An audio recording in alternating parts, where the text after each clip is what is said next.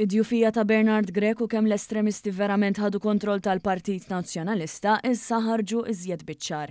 Kif għat-tinijum konsekuttiv l-oppożizzjoni reġgħet abdikat mir-responsabilitajiet tagħha fil-Parlament waqt id-diskussjoni tal-mozzjoni b'appoġġ lill-Speaker Angelo Farrugia u kontra l-attakki insensati bħal dawk ta' Carola Aquilina. F'konferenza tal-aħbarijiet mill-Partit Laburista li ġiet indirizzata mill-wib tal-Gvern Naomi Kakija u Segretarju Parlamentari Glenn Bedingfield intqal kif il-Partit Nazzjonalista u irresponsabbli lejn in-nies li jirrappreżenta hu stess. Min it-tlieta wara nofsinhar is-Segretarju Parlamentari Bedingfield antiċipa li l-Oppożizzjoni aktar xterġa' tabdika mir-responsabilità tagħha flok tiddibatti tal-mozzjoni tal-Gvern, hekk kif il-fatt ġara għal ħabta tal-4:nofs. Bedingfield spjega lil kap tal-Oppożizzjoni quddiem il-problemi u l-firda fil-grupp parlamentari tiegħu qed jimbotta politika ta' mibeda flok ta' rispett lejn l-Speaker. Dr. Bedingfield qal li Grech farfar mir-responsabilità u telaq il-barra mill-Parlament wara li kellu jbaxxi rasu għal dak li rid id-Deputat Nazzjonalista u kap de facto Carola Aquilina. Fakkar kif kien Aquilina stess li fil-jiem li għaddew kiser l-ordnijiet permanenti li regolaw il-Parlament u mexa b'mod oxxen u indiċenti b'diżrispett lejn l-Speaker u d-deputati parlamentari kollha.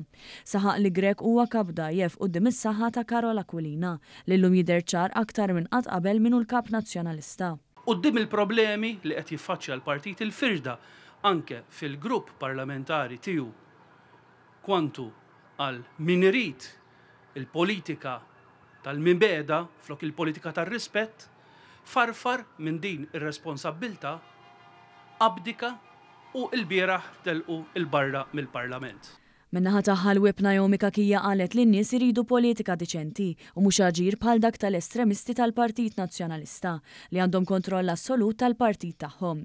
Spjegat li l-mozzjoni mresqa minnha kienet fid-dover tad-deputati tal-Gvern li ssir għax ma setgħux iħallu għaddej l-attakk fuq l-integrità tal-Speaker u l-Parlament innifsu. Dr. Kakija sostniet li s-soċjetà ma triċ il-politika kif iddettata mill-estremisti tal-Partit Nazzjonalista li għandhom il-kontroll assolut tal-Partit Nazzjonalista. Spjegat li d-deputati Laburisti xtaqu li l-Oppożizzjoni tagħmel dmira. Iżda ħareġ ċar li l-kap Nazzjonalista kellu jċedi għar-rieda tal-estremisti.